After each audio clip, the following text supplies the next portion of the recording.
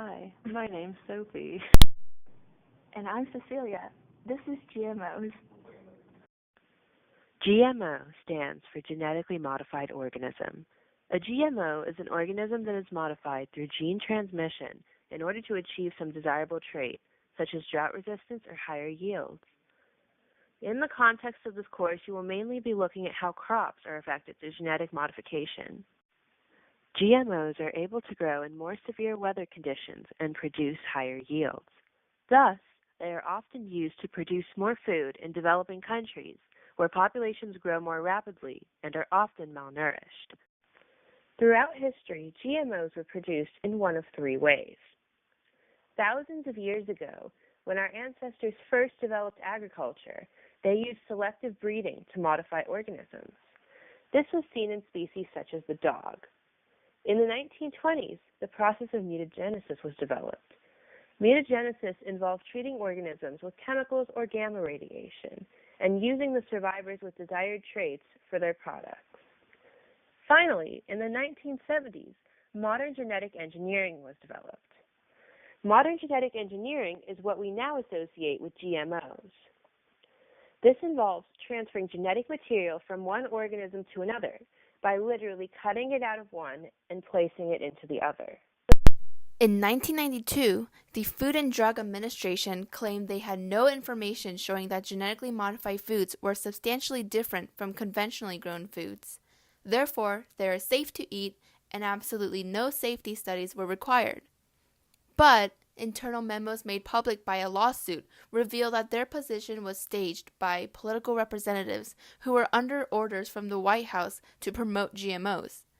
In addition, the FDA official in charge of creating this policy was Michael Taylor, the former attorney for the largest biotech company, and later their vice president. In reality, FDA scientists had repeatedly warned that GM foods can create unpredictable, hard-to-detect side effects, including allergies, toxins, new diseases, and nutritional problems. They urged long-term safety studies, but were ignored. Today, the same biotech companies who have been found guilty of hiding toxic effects of their chemical products are in charge of determining whether their genetically modified foods are safe. Industry-funded GMO safety studies are too superficial to find most of the potential dangers, and their voluntary consultations with the FDA are widely criticized as a meaningless facade. Here are the 7 most common genetically modified foods. The first is corn. Corn is the #1 crop grown in the U.S., and nearly all of it, 88%, is genetically modified. Genetically modified corn is a staple of animal feed. The second is soy. 93% of soy is genetically modified. The third is cottonseed. According to the USDA, 94% of cotton grown in the U.S. is genetically modified. Cotton seeds are culled from cotton and then used for vegetable oil or frying foods, such as potato chips. The fourth is alfalfa. Farmers feed alfalfa to dairy cows, the source of milk, butter, yogurt, meat, and more. The fifth is papaya. 75% of the Hawaiian papaya crop is genetically modified to withstand the papaya ring spot virus. The sixth is canola. About 90% of the U.S. canola crop is genetically modified. Canola oil is used in cooking as well as biofuels. The seventh are sugar beets. 50% of sugar sold in America comes from sugar beets. Is there a problem with GMOs? Yes, of course. There are serious health risks along with infertility, immune problems, accelerated aging, faulty insulin regulation, and changes in major organs and the gastrointestinal system. It has been scientifically proven that GMOs may make you allergic to non-GM foods. Genetically modified soy drastically reduces digestive enzymes in mice. If it also impairs your digestion, you may become sensitive and allergic to a variety of foods. Mice fed Bt toxin started having immune reactions to formerly harmless foods. Mice fed experimental GMPs also started reacting to a range of other foods. The peas had already passed all the allergy tests normally done before a GMO gets on the market. Only this advanced test, which is never used on the GMOs we eat, revealed that the peas could actually be deadly. Soy allergies skyrocketed by 50% in the UK soon after genetically modifying soy was introduced. A skin prick allergy test shows that some people react to GM soy, but not to wild and natural soy.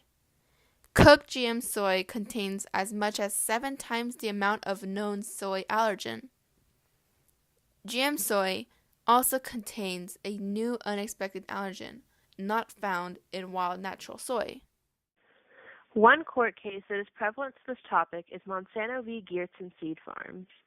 In 2010, a small group of farmers sued Monsanto, an agrochemical company, for producing an herbicide-resistant crop. The Supreme Court ruled that the USDA's decision to approve this crop was illegal. Although this case study is not directly prevalent to the course, it shows that GMOs have always been a controversial topic in many fields. One prevalent case study to this course and to this unit is the case study of golden rice. In 1999, scientists proposed golden rice as a solution for malnutrition in countries such as the Philippines. This rice was designed to contain beta-carotene, which is a precursor to vitamin A, which people in that region had a deficiency of. However, the production of golden rice did meet some backlash. GMOs are already seen negatively by the public due to insufficient testing of their effects on humans and their ability to deteriorate other crops and the soil around them. The production of GMOs is known to reduce soil quality and reduce genetic diversity in plants. Additionally, scientists also appeared to conduct unauthorized testing on Chinese children in the production of golden rice. Many believe that the costliness of the project, both financially and socially, outweighed its positive effects.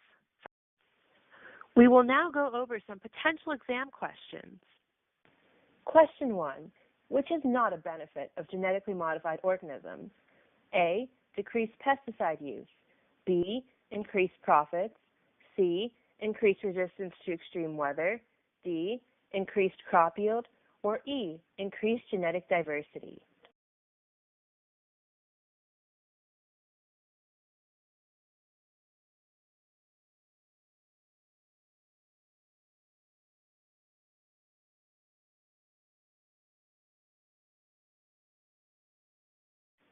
The correct answer for question 1 is E. Increased genetic diversity. In fact, the use of genetically modified organisms often decreases genetic diversity, especially when looking at crops. Question 2. Corn counts for blank percent of genetically modified crops. A. 15.5, B. 30.2, C. 24.7, D. 50.1, or E. 13.8.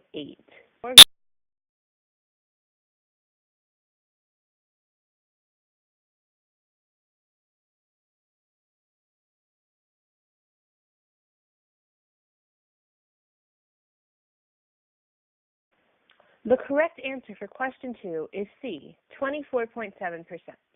As mentioned earlier in this presentation, 24.7% of all GMOs produced worldwide is corn. Question 3 comes from a 2009 FRQ. You can find the answers online, so we will not provide them here, but we will give you a minute to work them out. Feel free to pause the video in order to solve these problems.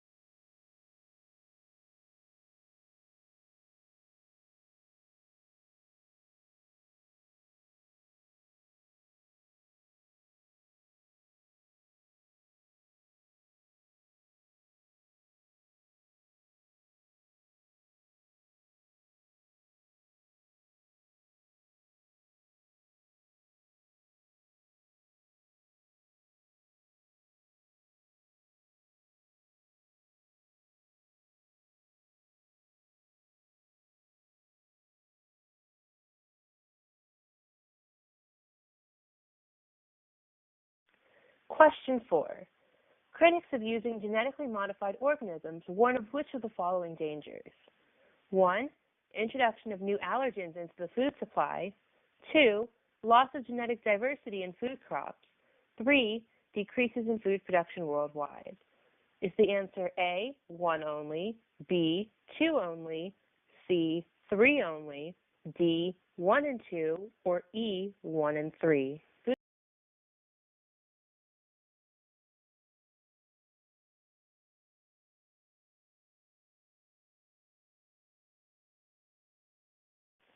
The correct answer for question 4 is D, 1 and 2. GMOs, in fact, increase food production worldwide, thus making 3 incorrect.